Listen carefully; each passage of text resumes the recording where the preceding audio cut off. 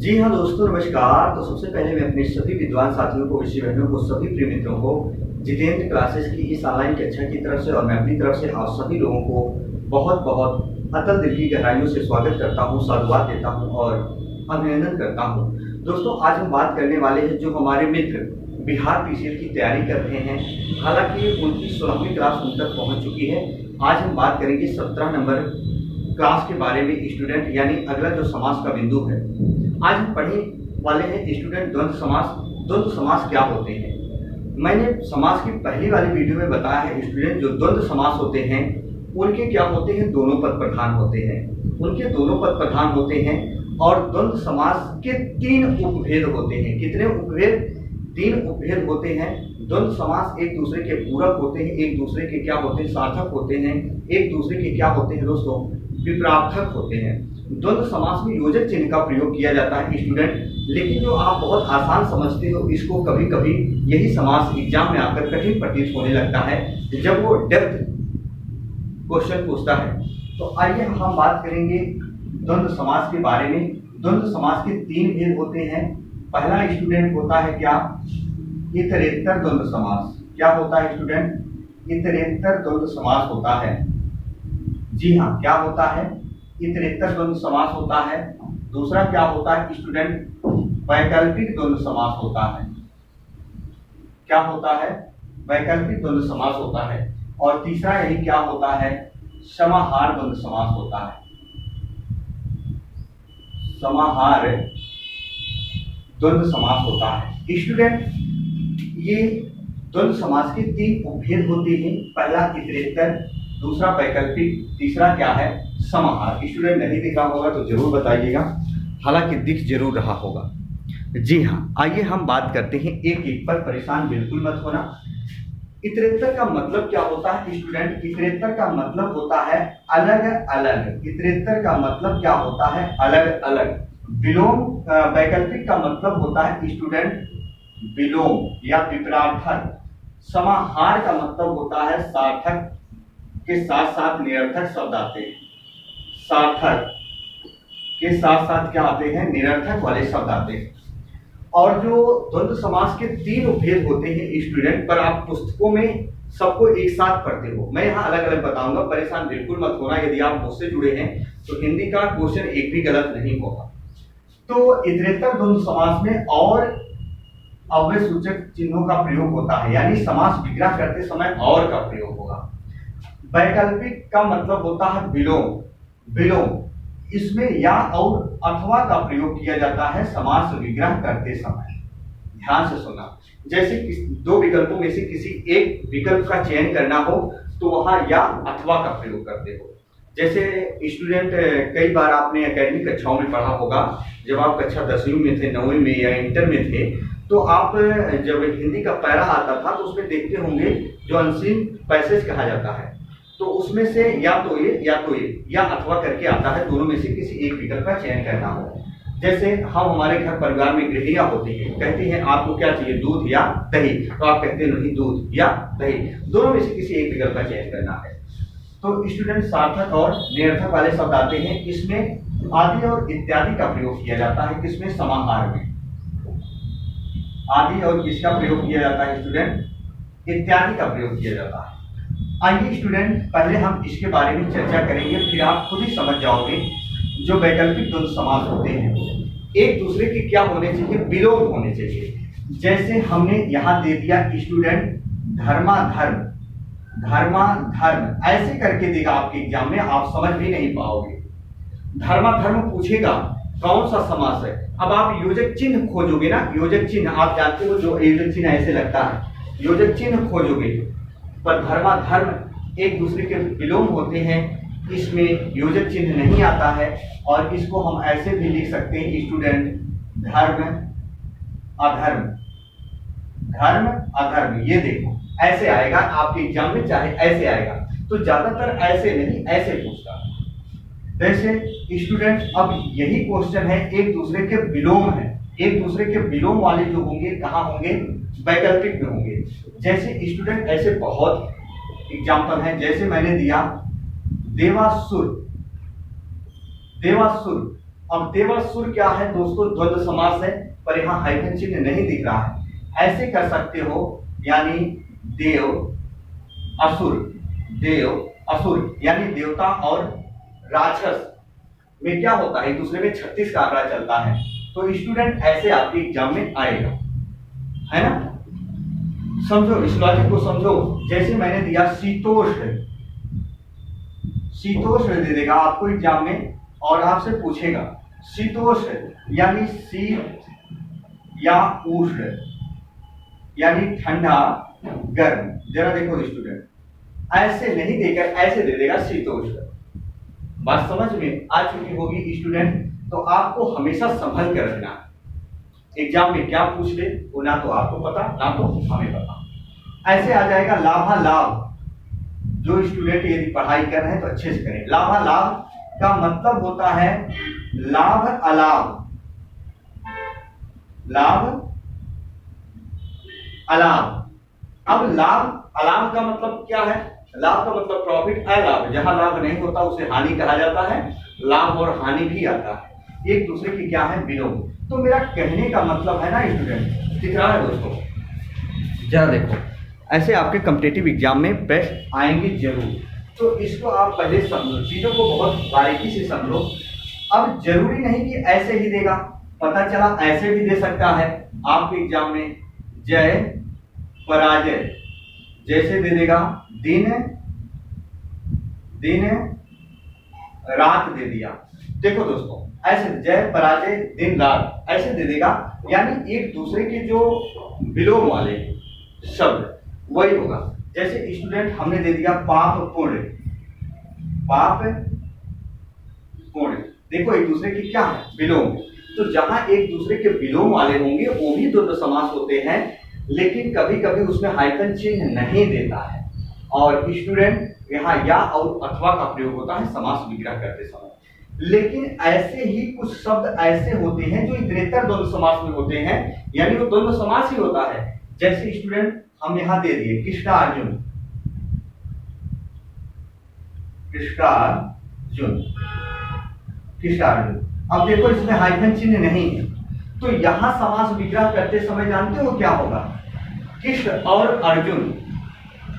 इसका समास विग्रह करते समय क्या होगा, कृष्ण और अर्जुन एक दूसरे के विलोम नहीं है, लेकिन यहाँ धर्म या अधर्म की बात हो रही है।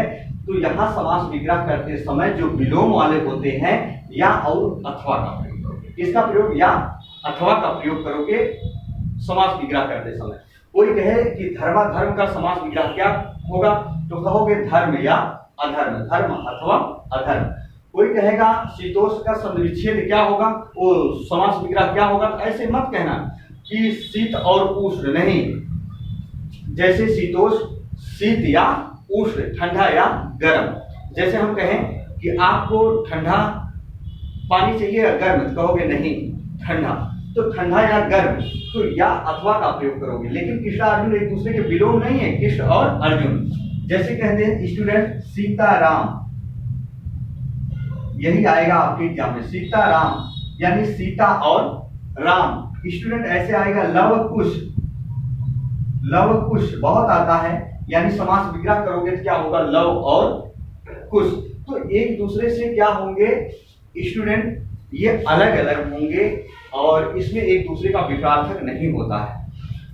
जैसे हम कहते हैं सूर्य चंद्रमा, जैसे हम कहते हैं स्टूडेंट सूर्य चंद्रमा, भाई बहन, देखो एक दूसरे के क्या है, विलोम नहीं है यहाँ, सूर्य चंद्रमा भाई बहन। और ऐसे दे देगा दोस्तों जला भुना, ये देखो ऐसे आएंगे। लेकिन अगर हम बात करें स्टूडेंट समाहार द्वंद्व समास की, तो ये आदि का प्रयोग क्या होता है स्टूडेंट, आदि का प्रयोग हमेशा किसके लिए होता है, सजीव के लिए होता है। और इत्यादि का प्रयोग हमेशा याद रखना स्टूडेंट निर्जीव के लिए होता है। आदि का प्रयोग सजीव के लिए, इत्यादि का प्रयोग निर्जीव के लिए। आपने मैगजीन पत्रिका वगैरह में देखा होगा, बहुत सारे कटिंग होते हैं, पेपर होते हैं, आप पढ़ते हैं, किताबें पढ़ते हैं आप लोग, तो किसके साथ आदि का प्रयोग किया जाता है, किसके साथ इत्यादि का। तो दोस्तों जहां सजीव चीजें हों, कोई भी ऑर्गेनिक हो, चाहे याद रखना इस ब्रह्मांड में कोई भी ऑर्गेनिक हो, याद रखना लिविंग हो, है ना, नॉन लिविंग ना हो। लिविंग ऑर्गेनिक जितने भी होते हैं उनके साथ आदि का प्रयोग किया जाता है, जैसे भाई बहन आदि, भाई बहन आदि, बेटा बेटी आदि। लेकिन रुपया पैसा या कपड़ा लत्ता इत्यादि, क्योंकि कपड़ा लत्ता क्या है, निर्जीव है, तो ये वर्तनी शुद्ध आती है आपके एग्जाम में, वो हम बताएंगे, परेशान होने की जरूरत नहीं। तो स्टूडेंट सार्थक के साथ साथ निरर्थक शब्द आते हैं इसमें। जैसे हम बात करें स्टूडेंट, आप घर परिवार में होते हो, कहते हो चाय बाय, चाय बाय, कहते हो पानी वानी, पानी वानी, कहते हो खाना वाना, खाना वाना। स्टूडेंट ध्यान से सुनिएगा, सार्थक के साथ साथ निरर्थक शब्द भी हमारे मुख से निकल जाते हैं। होता क्या है, भाषा का जब हम शीघ्रतावश चयन करते हैं, किसी भी शब्द का हम उच्चारण बहुत जल्दी करना चाहते हैं, तो हमारे मुखावरे के द्वारा वो जल्दी से निकल जाते हैं। जैसे हम हमारे घर परिवार में कोई अतिथिगण महोदय आए हुए होते हैं और हमें सुबह ऑफिस जाने की या दफ्तर जाने की देरी होती है, और हम जाते जाते उनसे कहते हैं भैया हम चल रहे हैं, आप खाना वाना खा के जाना, हम चल रहे हैं, आप चाय वाय पी के जाना। अगर हमें ऑफिस जाने की देरी नहीं होती, शायद वही ध्वनि का उच्चारण हम आराम से करते, तो कहते भैया खाना खा के जाइएगा, चाय पी के जाइएगा। तो भाषा का शीघ्रतावश चयन करने के चक्कर में हमारे मुखावरे से निरर्थक शब्द निकल जाते हैं, जबकि इनका उपयोग किसी हिंदी भाषा भाषी के विद्वान साथी ने नहीं किया था। अब देखो स्टूडेंट, अब ये द्वंद्व समास यहाँ भी है। अब आपको एक तरीका हम बता रहे हैं, जहां स्टूडेंट दो या दो से अधिक हाइफन चिन्ह आ जाए, हाइफन यानी योजक, जैसे कंदमूल फल, कंदमूल फल, जैसे तन मन धन, तन मन धन। स्टूडेंट जहां दो या दो से अधिक हाइफन चिन्ह आएंगे ना, वहां भी क्या होता, हमारा समाहार द्वंद्व समास होता है। अब ध्यान से सुना, हमारे हिंदी भाषा भाषी के जो विद्वान साथियों ने कहा और एग्जाम में आया हुआ है, जहां स्टूडेंट दूसरा पद बहुवचन के रूप में हो, जहां किसी भी सामासिक पद में दूसरा पद बहुवचन के रूप में हो। जैसे स्टूडेंट, हम हमारे घर परिवार में हम सभी लोग होते हैं, हमारे दादाजी, दादी जी या नाना जी, नानी जी, हम किसी के यहाँ अतिथिगण महोदय के रूप में जाते हैं, और वहां जाते ही पूछते हैं, कहते हैं और भैया आपके बाल बच्चे ठीक हैं? बाल बच्चे ठीक हैं, बहू बेटियां कैसी हैं? तो स्टूडेंट आप ध्यान से समझो, मैंने क्या कहा, जैसे आपसे पूछा जाए कि बहू बेटियां, तो यहाँ देखो दूसरा पद क्या है, बहुवचन है। जहां याद रखना स्टूडेंट दूसरा पद बहुवचन होगा ना, वो भी क्या होता है, द्वंद्व समास का समाहार द्वंद्व समास। बहू बेटियां, कहते भैया बाल बच्चे कैसे हैं, बाल बच्चे कैसे हैं, तो याद रखना बच्चे शब्द क्या है, बहुवचन। आप समझ में आ चुकी हो। अच्छा, एग्जाम में आया था स्टूडेंट, दिख रहा है कि नहीं जरा बताइएगा, दिख रहा है, परेशान होने की जरूरत नहीं स्टूडेंट, है ना। तो बाल बच्चे कहे, जहां दूसरा पद बहुवचन हो, वहां भी क्या होगा स्टूडेंट, हमेशा और हमेशा वो भी क्या होगा, समाहार द्वंद्व समास होगा, द्वंद्व समास ही होगा। पर हम समाहार द्वंद्व समास का एक एग्जाम्पल यहाँ लिख रहे हैं, नीचे इसका एक एग्जाम्पल यहाँ लिख रहे हैं। आया था दोस्तों साग पात, पूछा था साग पात द्वंद्व समास का कौन सा उपभेद है, तो याद रखना द्वंद्व समास का कौन सा उपभेद है, समाहार द्वंद्व समास। क्यों? क्योंकि ये साग पात, आपने जनरली देखा होगा कि हमारे घर परिवार में जो गृहिणियां होती हैं, सायंकाल की बेला पर सभी जो स्त्रियां होती हैं, गृहिणियां होती हैं, कहते हैं चलो साग पात लाते हैं। साग पात अब सोच रहे होंगे साग के साथ साथ पात तो सार्थक है, जबकि दोस्तों पात निरर्थक शब्द है। क्यों? क्योंकि स्टूडेंट दुनिया में या ब्रह्मांड में हर एक पत्ते का साग नहीं बनाया जा सकता है, जबकि उसी पत्ते का साग बनता है जो खाने योग्य होता है। तो साग साग उसी पत्ते का बनता है जो खाने योग्य होता है, बल्कि ब्रह्मांड में जितने भी पेड़ पौधे हैं उन सभी पत्तों के साग नहीं बनाए जा सकते। तो साग के साथ साथ पात निरर्थक शब्द है, इसीलिए ये क्या होगा, समाहार दोनों समास होगा। दोस्तों एक बार लाइक वाला बटन जरूर प्रेस कीजिएगा, है ना स्टूडेंट, एक बार स्क्रीन शॉट ले लो आप।